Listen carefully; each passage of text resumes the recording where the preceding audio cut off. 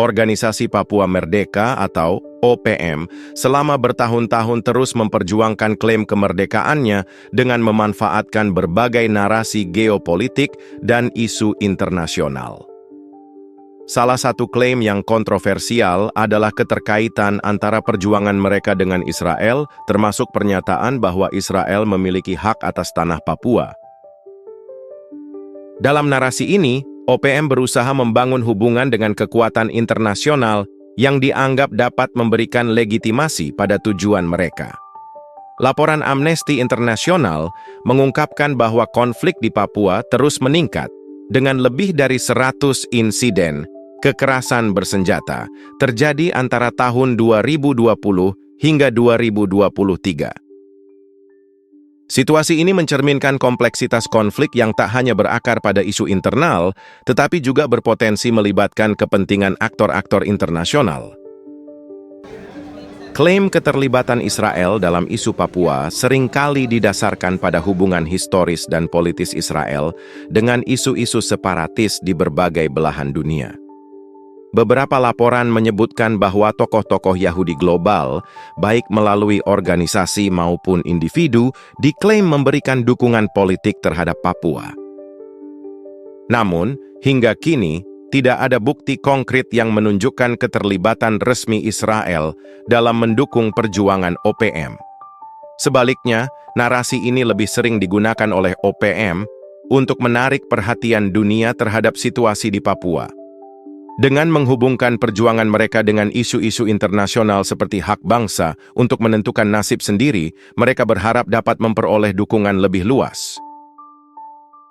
Klaim ini sekaligus menjadi alat propaganda yang menambah dimensi geopolitik pada konflik Papua, sehingga meningkatkan tekanan terhadap pemerintah Indonesia di forum internasional. Di sisi lain, Indonesia sebagai negara yang memiliki komitmen kuat terhadap solidaritas dunia Islam telah lama menunjukkan dukungan penuh terhadap perjuangan kemerdekaan Palestina. Dukungan ini bukan hanya bersifat simbolik, tetapi juga diwujudkan dalam bentuk bantuan nyata. Data dari Kementerian Luar Negeri Indonesia menunjukkan bahwa sejak tahun 2015, Indonesia telah memberikan lebih dari 20 juta dolar Amerika dalam bentuk bantuan pembangunan, pendidikan, dan kemanusiaan kepada Palestina. Indonesia juga secara konsisten mendukung resolusi PBB yang mendukung hak Palestina untuk merdeka. Sikap ini sejalan dengan prinsip politik luar negeri Indonesia yang menekankan pada perjuangan melawan penjajahan dan penegakan hak asasi manusia. Bahkan, sejak era Presiden Soekarno, Indonesia telah menegaskan bahwa tidak akan mengakui Israel sebagai negara sampai Palestina merdeka. Komitmen ini memperkuat posisi Indonesia sebagai salah satu negara paling vokal dalam isu Palestina di kancah internasional. Namun, komitmen kuat Indonesia terhadap Palestina seringkali memunculkan kritik terkait perlakuan terhadap isu Papua. Sebagian pihak, termasuk kelompok-kelompok separatis, memanfaatkan solidaritas Indonesia terhadap Palestina untuk membangun narasi bahwa Indonesia lebih peduli terhadap isu internasional dibandingkan menyelesaikan masalah dalam negeri. Papua, sebagai salah satu wilayah dengan tingkat kemiskinan tertinggi di Indonesia, menghadapi tantangan besar dalam pembangunan dan kesejahteraan. Berdasarkan data Badan Pusat Statistik atau BPS, tingkat kemiskinan di Papua mencapai 26% pada tahun 2023, jauh di atas rata-rata nasional yang berada di angka 9%. Kondisi ini diperburuk oleh minimnya akses pendidikan, kesehatan, dan infrastruktur yang kerap menjadi bahan kritik terhadap pemerintah pusat. Selain itu, laporan dari Komisi Nasional Hak Asasi Manusia atau Komnas HAM mencatat lebih dari 200 kasus pelanggaran HAM terkait konflik Papua sepanjang tahun 2020 hingga 2023. Data ini digunakan oleh kelompok separatis untuk menggambarkan situasi di Papua sebagai bentuk penjajahan modern yang berusaha mereka kaitkan dengan narasi perjuangan Palestina. Dalam forum internasional, OPM dan pendukungnya berusaha membangun opini bahwa pemerintah Indonesia memperlakukan Papua dengan cara yang tidak adil dibandingkan dengan solidaritas yang diberikan kepada Palestina. Narasi ini seringkali diperkuat oleh media internasional dan kelompok advokasi yang mendukung hak penentuan nasib sendiri. Meskipun demikian, pemerintah Indonesia menegaskan bahwa Papua adalah bagian integral dari wilayah kedaulatan Indonesia yang telah diakui oleh komunitas internasional sejak penentuan pendapat rakyat atau PPRA tahun 1969.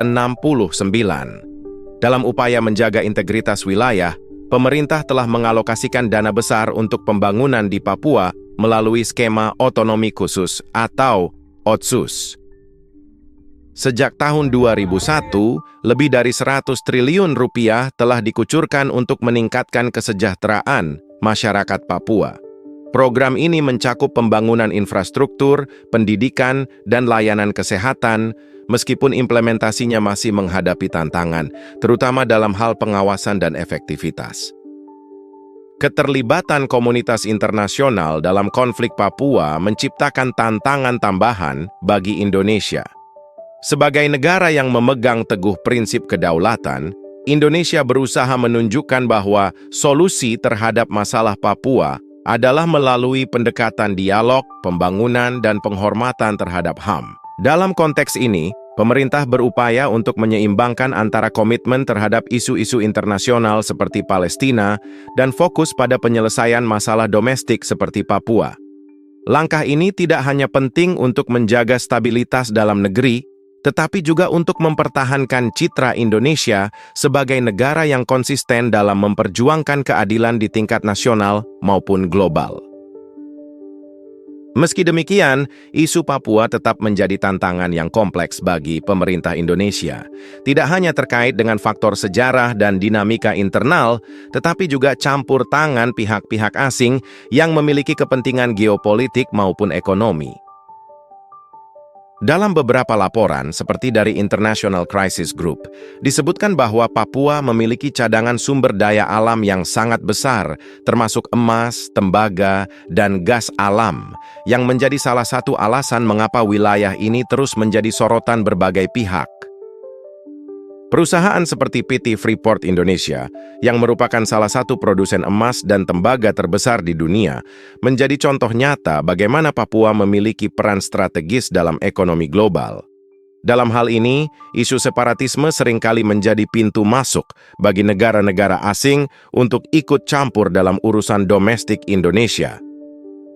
Selain itu, pemerintah Indonesia juga menghadapi tantangan dalam mengubah persepsi internasional tentang Papua. Dalam berbagai forum internasional, kelompok separatis seperti OPM kerap melobi negara-negara di kawasan Pasifik Selatan, seperti Vanuatu, untuk mendukung kemerdekaan Papua. Pada sidang Dewan Hak Asasi Manusia PBB misalnya, Vanuatu secara terang-terangan mengangkat isu Papua sebagai pelanggaran hak asasi manusia, meskipun pemerintah Indonesia dengan tegas membantahnya. Data yang dirilis oleh pemerintah Indonesia menunjukkan bahwa sejak pelaksanaan otonomi khusus, tingkat pertumbuhan ekonomi di Papua telah meningkat secara bertahap, meskipun masih menghadapi ketimpangan dalam implementasi kebijakan.